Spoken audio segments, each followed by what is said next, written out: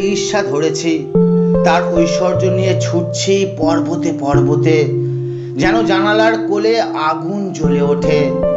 একটা বৃষ্টি ধরেছি, যেখানে শ্রাবণ মাসে ভোলে বাবা ছোটে প্রতিটি ঘামের রক্তবিন্দুতে।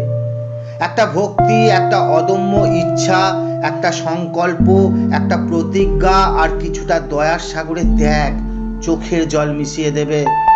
দেখবে বড় পর্বত থেকে বাবা মহাদেব ছুটে এসে তোমাকে জড়িয়ে ধরবে, তোমার বুকে বুক ঠেকাবে। বাবা, তুমি একটা স্পর্শ দিও, এক আলোক বর্ষ পথ দিও, কিছু জলের স্যাঁতস্যাঁতে ইচ্ছা দিও। আমি বরফ মেশানো পর্বতে -71 ডিগ্রি সেলসিয়াস তাপমাত্রায় ধ্যান করতে পারবো না। আমি নিজের চোখ খুবলে দিয়ে তোমার চোখে চোখ ঢোকাতে পারবো না। আমি আকাশের বুকে তীর মেরে বৃষ্টি নামাতে পারবো না।